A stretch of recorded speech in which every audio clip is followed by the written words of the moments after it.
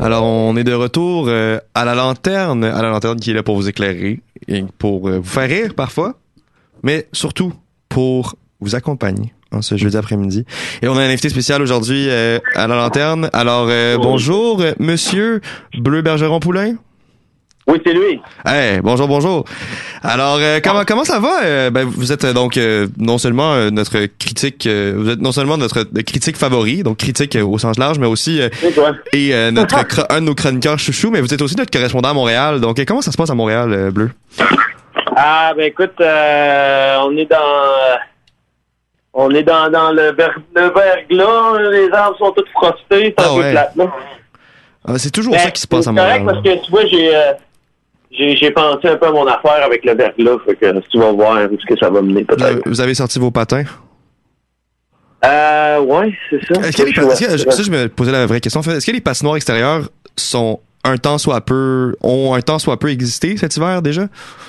Ouais, mais là, je pense qu'aujourd'hui, ça va être scrappé pas mal, là, mais il annonce froid dans les prochaines semaines. Mais ouais, je suis allé patiner 2, 3, 4 fois dehors, là. OK. Puis vous, est-ce que vous êtes un adepte du ski de fond ou c'est pas votre bague, ça? Non, tu le sais. Ouais, on le dira pas en ondes, qu'est-ce que vous en pensez du ski de fond. Donc, c'est vraiment un plaisir de vous avoir, Gabriel. Donc, déjà... On a combien de temps, là, à ton programme? Pardon? On a combien de temps, moi, tout à ton programme? Une demi-heure, là. Ah, bon, ben écoute, on prend ça relax. C'est ça. Mais là, je veux savoir, de quoi vous vouliez nous parler aujourd'hui? Ben, c'est un peu drôle, là, parce que là, le chaleureux d'autre de la lanterne qui s'agit, c'est toi, dans le fond, tu m'appelles hier soir. Ouais. Préparer quelque chose, que c'était un peu à la dernière minute. Ben ouais, c'est ça, mais vous êtes notre bouche-trou préféré, c'est ça le truc. Ben écoute, j'ai pensé à deux affaires. OK. J'ai pensé à c'est plus que moi, on va lire des textes. OK. On va en parler. OK. Mais ça peut pas, sont assez bien contrastés. OK. Mais dans un univers gris et dépressif, là, ça va bien fitter. De l'hiver, oui. Ouais. Mais en même temps, c'est ça. Les deux textes que je vais lire, là, des extraits s'opposent pas mal. Fait que là, j'en ai deux, je sais pas comment qu'on pourrait faire. Peut-être soit lire les deux ou lire un, puis après ça, on en parle, tu sais. Bon, c'est ça. Déjà, vous pouvez commencer par lire le premier, peut-être le présenter aussi, là. Ouais, parfait. OK. Fait que je vais lire le premier. Il y a comme deux extraits, là. Ouais, c'est ça. Deux extraits. Fait que je vais lire ça de manière exemplaire. Oui, j'espère. Puis, c'est ça.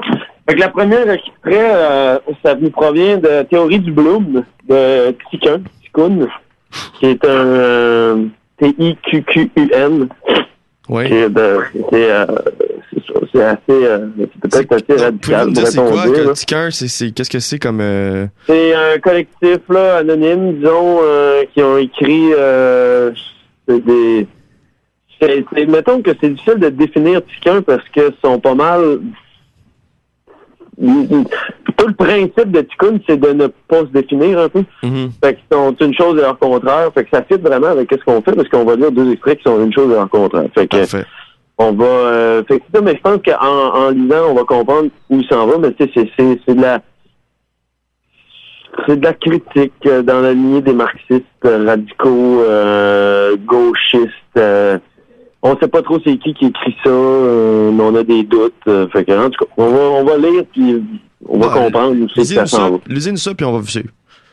OK, parfait. Fait que c'est pas grave si on comprend pas tout parce que c'est en plein milieu du livre. Fait que c'est pas grave.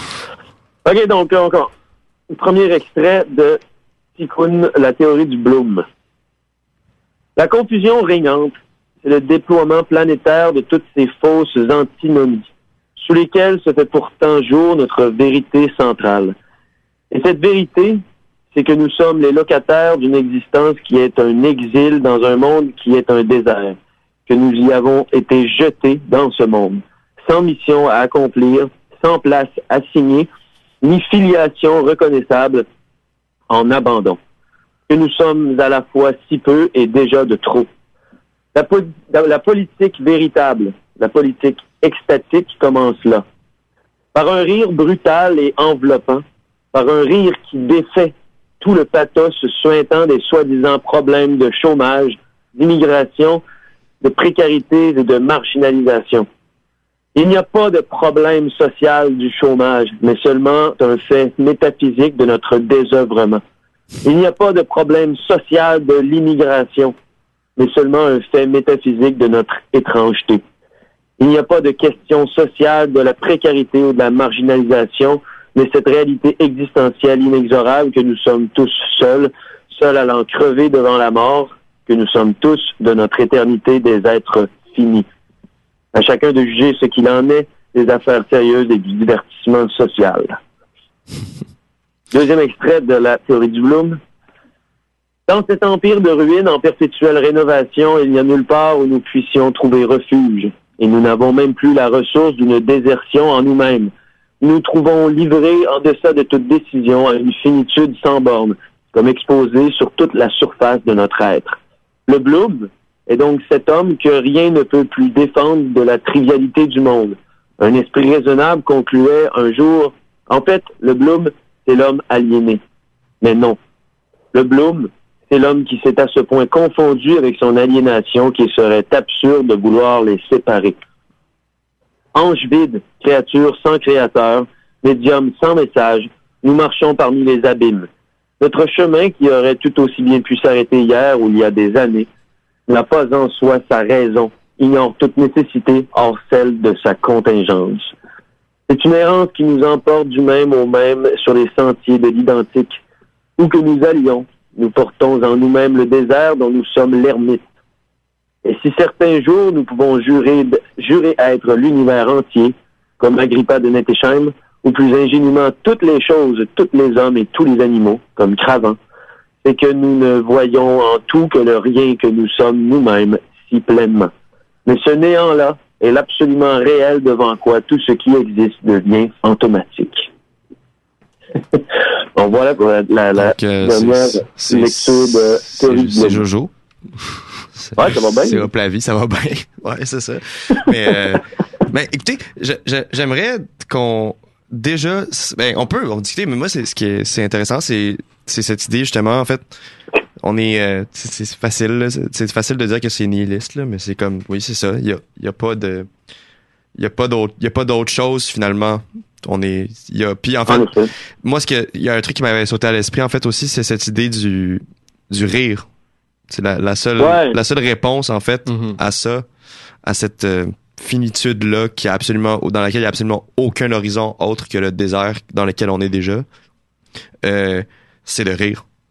Il dit le rire brutal et enveloppant. Un rire qui défait tout le pathos suintant des soi-disant problèmes de chômage, immigration, précarité, etc. Ouais, c'est ça. Mais c'est vrai. Oui, c'est comme un peu la porte de sortie, peut-être. Ouais, mais aussi c'est un peu... L'affaire, c'est ça, c'est qu'il n'y a pas de porte de sortie. Oui. Mais ce qui est intéressant, c'est que le pathos suintant, le pathos suintant de réalité sociale. Donc, c'est un retour, en fait. Ces réalités sociales-là, c'est pas une réalité, c'est du pathos, finalement. Ça, c'est très intéressant, ça.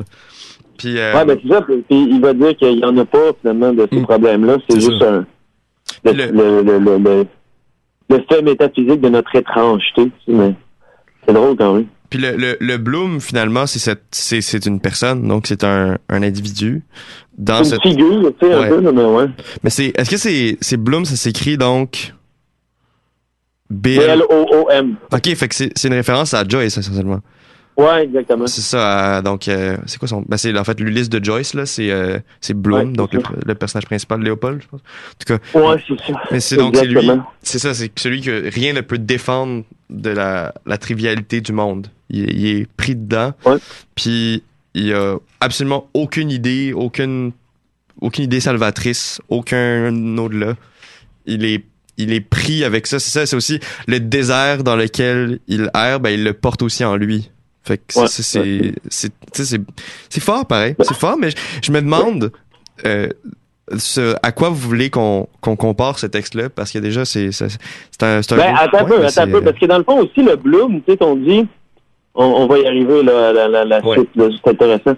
Mais tu sais, y a-tu, tu sais, parce que le Bloom, bon, c'est ça, là, tu sais, c'est c'est pas l'homme aliéné, c'est l'homme qui s'est à ce point confondu avec son aliénation, blablabla. Mais y a-tu, mais je me demande en lisant, ben là, j'ai lu la théorie du Bloom, ça fait un bout, là, mais tu sais, je me demande, moi, par ailleurs, dans le livre, là, on se demande, est-ce que le Bloom, finalement, c'est comme un peu, ça peut être une émancipation, tu sais, d'investir le Bloom, d'investir, tu sais, par un rire brutal, il y a une espèce de certes, on est dans le désert, mais en même temps, est-ce qu'on peut déserter en étant comme le Bloom, tu sais? Ben, c'est ça. Mais est-ce que c'est c'est que l'idée, donc, il n'y a pas de sortie. Donc, mais c'est ça, c'est un peu de dire, moi, c'est parfois, justement, cette espèce de rire-là, ça peut être vu comme une espèce de lâcheté aussi, d'abandon, mais dans cette conjoncture-là qui est présentée, c'est qu'il y a rien, on n'abandonne pas parce qu'il y a rien à la base. Il y a pas de. Mais est-ce que cet abandon, cette trivialité qui obsède ce Bloom-là, c'est pas une espèce de rappel finalement, une espèce d'ironie, puis le sentiment de l'ironie qu'on retrouve assez régulièrement, par exemple dans l'œuvre de Milan Kundera ou de celle de Ricard. Là, je pose la question. Je sais pas. Je sais pas. Parce que je sais pas, je pense que j'ai aucune idée. Je peux pas te répondre, mais tu sais, cette trivialité-là, à se faire, ce que je pourrais te dire, ça vient d'une condition, parce que la condition du monde d'aujourd'hui, mais avant tout, c'est évidemment, mais parce que tu disais que on pouvait peut-être s'émanciper, c'était peut-être salvateur, c'est-à-dire on pouvait s'émanciper à travers cette figure-là. Est-ce que c'est OK. Ben, parce que dans le fond, le Bloom, c'est un peu personne, tu sais, il échappe en même temps qu'il est pris dedans, dans le pouvoir, puis dans tout ce qui vient avec. Il est quand même, il glisse entre les mains du pouvoir, justement, un peu comme un Bartleby, là, tu sais. Oui. Ouais. Tu sais pas quoi faire, le gars, il veut juste pas, tu sais, c'est une espèce de figure un peu, c'est ça qui est dur à mettre la main dessus, finalement. Fait que quand t'es pas capable de te faire mettre la main dessus, c'est peut-être là que tu commences à t'en sortir. Ouais. Parce que c'est pas de l'indifférence. Pardon? C'est pas de l'indifférence. Je pense pas. Ouais, c'est quelque chose Je d'autre. pense que l'indifférence, c'est indifférence, même dans le mot, c'est comme je sais pas, non, je pense pas que l'indifférence. Ouais, hein. Je pense que t'es dans l'indifférence, tu cares plus, tu sais, pour le monde. Pour l'indifférence, justement, t'es indifférent. Tout est pareil, tout est drabe, tu sais. C'est pas ça la position du Bloom. OK. Ben là, j'ai vraiment envie qu'on passe au prochain texte. Ben là, ouais, parfait. Fait que le deuxième extrait, là, on s'en va ailleurs, mais dans le fond, ben écoute, ça nous vient directement d'un texte de Serge Bouchard. Fait qu'on passe de Ticoun à Serge Bouchard, mais moi je pense que ça donc fait Serge du sens, Bouchard, pour nos auditeurs et auditrices, Serge Bouchard, donc anthropologue, animateur, auteur québécois, donc qui est décédé il y a quelques années. Notre regretté Serge. Et qui est sûrement donc tu sais parmi les plus grands vulgarisateurs historiques et essayistes que le Québec ait connu. Oui, puis un gars un terrible bon gars de radio, justement. Ouais. Oui, quand vous lisiez juste maintenant, je voyais l'inspiration de Bouchard dans la manière dont vous livriez le texte, en fait. Ah ben. Mais donc. Écoute, on va lire Serge Bouchard, fait qu'on va essayer de garder le même éthos. Oui. Mais ça nous vient de son livre Les Corneilles ne sont pas les épouses des corbeaux. C'est ça des beaux titres à ces livres. C'est vraiment bon ces titres. J'aime ça des bons titres. Fait que ça vient d'un texte là, dans ce livre-là puis le texte s'appelle Les oiseaux du paradis. Les oiseaux du paradis, dans ce texte-là, je vais pas le lire au complet, mais c'est la mésange, un petit oiseau d'hiver. Là. Fait que il parle de la mésange. Fait qu'on va lire un bout. Allons-y gaiement. Il n'est pas un froid pour tuer la mésange. Il n'est pas un temps pour la décourager. Si bien qu'elle a accès aux secrets de la forêt du Nord, elle les détient depuis le temps qu'elle en témoigne. Dans l'infini mystère des épinetières, elle est partout chez elle. Elle sait la paix de l'aube, la naissance de la glace, le cœur du froid, le repos de la neige, l'immaculé du monde. Elle voit passer le chevreuil aux longues pattes, l'orignal en sueur, l'ours au souffle court, le lynx en pantoufle, le porc-épic balourd, le coyote solitaire, le renard nerveux, le pécan insouciant, le lièvre inquiet, l'écureuil excité, le corbeau méditant, les motoneiges hurlantes. Nous sommes des prédateurs, des lions et des cougars, des gébleuses et des feuilles d'érable, à la limite des coqs et des alouettes. Et nous ne serons jamais des mésanges. La mésange est trop fine pour notre œil grossier. Le loup la connaît depuis des lunes, mais il ne l'espère plus. Cela reviendrait trop cher la boucher. La sainte forêt de toutes les protections procure à la mésange un abri sacré. Quand le monde te protège plus qu'il ne t'agresse, tu commences à l'aimer. Tu piaules à tes premières lueurs et ses hivers ne sont plus que des trains de beauté. Les journées des mésanges sont une école de liberté. Elles ne font pas de grands voyages épuisants. Elles restent dans leur forêt natale toute leur vie durant. Elles ne manquent rien des plus belles passes de l'hiver. Elles sont de toutes les tempêtes, sans jamais pelleter, glisser ou déraper. Elles sortent sur les grosses lames de froid comme des oiseaux du paradis sous les tropiques. Lorsque plus rien ne bouge, à moins 40, même quand les arbres n'aiment plus le bois, et craquent secs sous le froid, les mésanges sont toujours là, qui se frottent le bec contre les brindilles de glace, criant la misère d'essayer de nous trouver. Pour n'avoir ni maître ni cage, la mésange peut percher sur des cristaux sans se geler les pattes. Si le ciel de janvier est aussi bleu que la glace des ruisseaux, elle est contente. Quand la nuit est plus noire que le rien sidéral, quand on ne voit plus une seule étoile à des années-lumière à la ronde, elle dort sur une branche introuvable. Elle rêve en paix dans ses petites plumes gonflées comme dans un pyjama de flanelle. Elle traverse la dangereuse immobilité des froids noirs sans se brûler les poumons. Son cœur battant bien la mesure, les pattes minuscules protégées par son corps devenu presque un oreiller. Pour se payer du luxe, lorsqu'elle sait que nous sommes à la maison, elle vient à la mangeoire joindre la bande de ses semblables. Elles sont folles de graines pour les oiseaux sauvages tels que c'est écrit sur le sac. Mais elles ne sont pas sauvages pour un sou. Elles n'ont pas peur de nous, encore moins de nos chiens. Pour quelques heures, elles nous font oublier que nous sommes des humains. Hein, c'est beau, ça? C'est wow, magnifique. On s'ennuie de Serge Bouchard. Hein? C'est-tu bien écrit? C'est drôle parce que donc le premier texte que vous avez lu, c'est sûr qu'il y avait quand même une force dans l'écriture, mais il y a quelque chose de particulièrement à peine cynique, mais juste de grave finalement quand même. Mais chez Bouchard, c'est ce que je trouve qui est beau. C'est en fait le truc que j'ai trouvé le plus beau, c'est quand il dit c'est le monde qui met la mésange à l'abri. Oui, exactement. C'est pas la mésange qui est à l'abri. On peut la relire, là, il dit. Ouais. Excuse-moi. La sainte forêt de toutes les protections procure à la mésange un abri sacré. Quand le monde te protège plus qu'il ne t'agresse, tu commences à l'aimer. Ouais. Ça, c'est beau parce que, puis aussi, nous ne serons plus jamais des mésanges. Moi, c'est la phrase, oui. Le monde va jamais nous protéger comme ça. À en croire qu'est-ce qui se passe, me dire que c'est on dirait que non, en tout cas, parce que le monde semble nous agresser pas mal. On l'agresse en retour. Monde, c'est-à-dire la vie, tout ça, je veux dire, la forêt. Tu sais, c'est la forêt qui est le monde de la mésange qui n'en sort jamais. Notre forêt à nous, qui est le monde entier, finalement. Ouais. Puis c'est la position de la mésange, c'est celle de l'observateur, c'est qui observe tous les animaux, y compris les motoneiges. Tu sais, il y a quelque chose là-dedans là. C'est ça, c'est un peu c'est tellement fort parce que justement il y a quelque chose de on voudrait souvent être des mésanges, tu sais, se mettre à l'écart du monde mais dans le monde, puis rester dans notre sur notre branche, puis regarder ça aller, puis que on soit notre propre oreiller, être son propre oreiller finalement. Mais, c'est ça, être son propre oreiller. Ouais, mais c'est impossible. C'est drôle parce que les animaux sont leurs propres oreillers souvent. Ouais, c'est vrai, mais en je pense général, à mon chat. Tu regardes un chat, il se couche sur ses pattes, il se couche sur les chiens aussi. C'est drôle ça quand même. C'est vrai. Nous autres aussi, si on n'a pas un oreiller entre les jambes puis 3 oreillers dans le lit, on se réveille avec un torticolis, on se demande pourquoi après.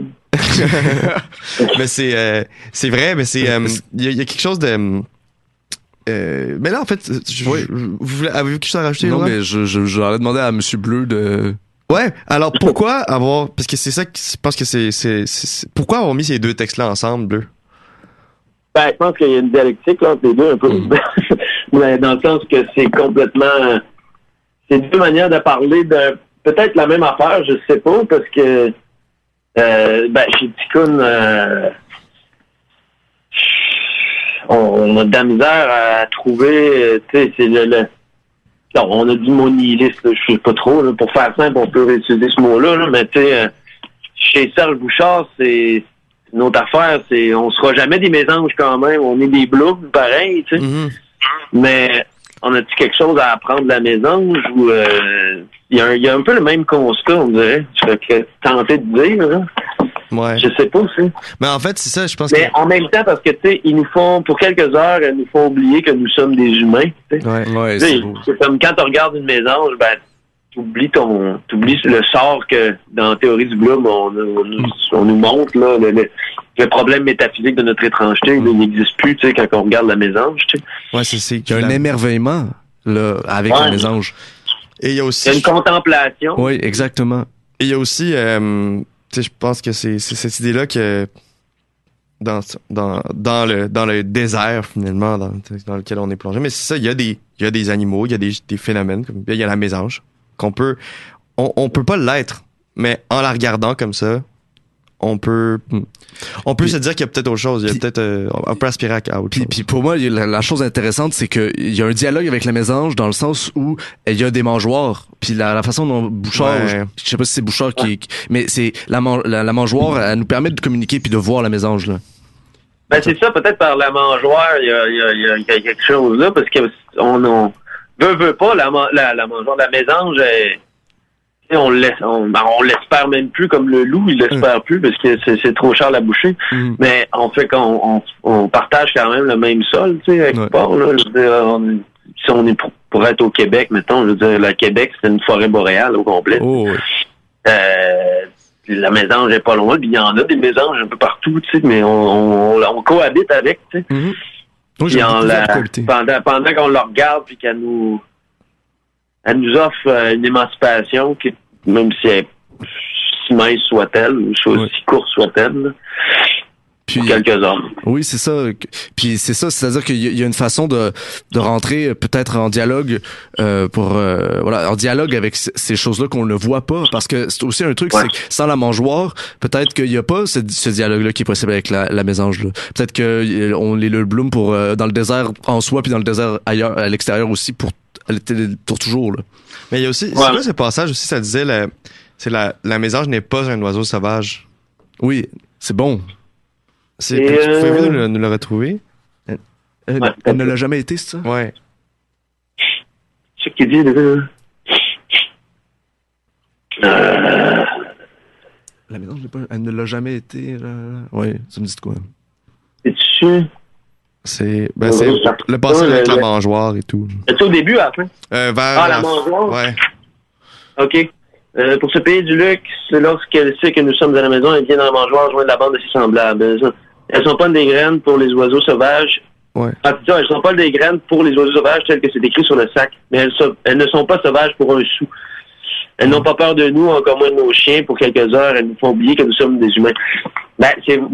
Mais t'allais dire de quoi là-dessus? Je pense que aussi c'est ça, c'est qu'elles voient autant le loup passer que la motoneige, et elles font oublier qu'on est des humains parce que c'est les humains qui font partie de ce grand tout finalement, au même titre que les animaux. Et c'est comme si elles étaient ni sauvages, mais ni justement domestiques. C'est que les mésanges sont en dehors du monde. C'est comme si elles regardaient passer le monde sans s'y intégrer. Mais ils sont en dehors, mais en même temps, ils sont en dehors. Comment, tu sais, parce qu'ils sont parfaits, tu sais. Ouais. Mais en vrai, tu sais, ils sont pas sauvages pour un sou. Ils viennent nous voir et tu sais, c'est juste que c'est comme elle se fait pas manger par les loups, tu sais, puis elle semble les contempler comme elle semble être un spectateur de toute la forêt. Mais en même temps, elle vient nous rappeler qu'on est son ami. Tu sais, qu'on fait partie du monde en regardant la mésange. Là. Ouais, on fait partie de son monde. Oui. Parce que c'est le nôtre aussi, mais ça nous rappelle. Mais la différence, c'est l'approche, tu sais, parce que ce monde-là, pour nous agresse, tu sais, il ne nous protège pas, elle est protégée par ça, tu sais, elle se sent protégée, puis nous autres, on coupe des arbres, tu sais. Et c'est pour ça qu'on est sur la terre, ça a l'air. C'est vraiment la plus belle ligne ouverte téléphonique de radio que j'ai vue de ma vie. Non, mais depuis Ron Fournier. ça a bien été, hein? Ça a bien été. Ouais, c'est très bonne discussion. honnêtement, je trouve que c'est toujours un plaisir de parler avec vous, Bleu, parce que vous. Mais là, on va pas parler des vraies affaires, par exemple, là. Ouais, Canadien. On calisse avec Goulet puis le Canadien de Montréal, là. Ouais, c'est ça, mais là, il joue contre Patrick Roy, ça. Ouais, Patrick Roy. Ah ouais, c'est vrai, ça soir, ça. Le Casso, ça ramène. Non, je pense que ça serait vraiment important de servir une défaite à Casso, là. Ouais. Je pense qu'on devrait trader Monahan au plus sacré. C'est vrai que ça presse, hein. Ça presse, puis Allen aussi, là, un choix de sixième. Ouais, ça presse. Sa valeur est élevée à Monahan. Ouais, faut profiter. Ouais. Arbad Jacky devrait juste prendre un 2, là. Respirer par le Ouais, nez. ça. Parce qu'il prend trop de 2 ans, punitions. 2 mois. Prend trop de punitions. Non, mais il est revenu, il y a la dernière Justement, game, mais il y a Jacky. trop de pénalités. Ouais, il est revenu, mais il Il a pas bien joué. C'est pas possible. Il a l'air stressé. Non, mais t'sais. toute l'équipe a été affreuse dans le match contre les Ah, Sénateurs. Ouais, épouvantable. c'était pas drôle, là. Épouvantable, mais Slavkovski, Ça va mal. Slavkovski, on aime ça? Slavkovski, on aime ça. Ouais. Tout ce qui est jeune dans cette équipe-là, on n'aille pas ça, on va dire. Puis écoute, là, il va s'avenir du bon stock. Lane Hudson, là, ça va varloper en esti l'année prochaine. Maillot Peut-être même en fin aussi. d'année. Ouais. Puis ouais, peut-être en fin d'année, mais même les vieux défenseurs, là, Matheson, là, québécois Ah, d'origine. Matheson, mais il est pas vieux, Matheson. Il y a 29? Ah non, c'est ça. Il est pas très Il vieux. est plus vieux que ça. Ouais, je pense qu'il y a 29. Il est Hey, pas si c'est vieux à que ça qu'on a eu Matheson contre Petrie. C'est incroyable. Le gars, il va avoir 50 points. Hey. C'est, pour moi, là, Ça, là, mon homme, là, Martin Saint-Louis, là, non, c'était pas lui. Ken C'était Hughes. c'est qui l'avait chaussé? Ken Hughes qui a Hughes. échangé ça? non, c'est Hey. c'est- Un esti de voleur, pis il se met pas de cagoule pour le faire à part de ça. Ah non, mais moi, je l'adore, mon fucking Matheson, là. Ça, c'est Hey, du non, défenseur. c'est un style de défenseur, le Macar. Ah oui. Tu sais, moi, je l'ai il fait ramassé trop dans mon d'erreurs, pool, là, encore, puis, mais tu vois qu'il est avenant à bleu, là. Ouais, c'est ça. Puis, tu sais, je comprends que Gouli, tu sais, blablabla, mais tu sais, Matheson, pour l'instant, là, ça, c'est... Hey, Goulet contre Zegras, tu oui? Goulet, quoi, je sais pas. Penses-tu que Reinbacker va être assez bon pour pas qu'on ait besoin, tu sais? C'est ça la question, là, tu sais. Reinbacker, je pense que ça va être bon parce qu'il est grand, puis on a besoin de ça.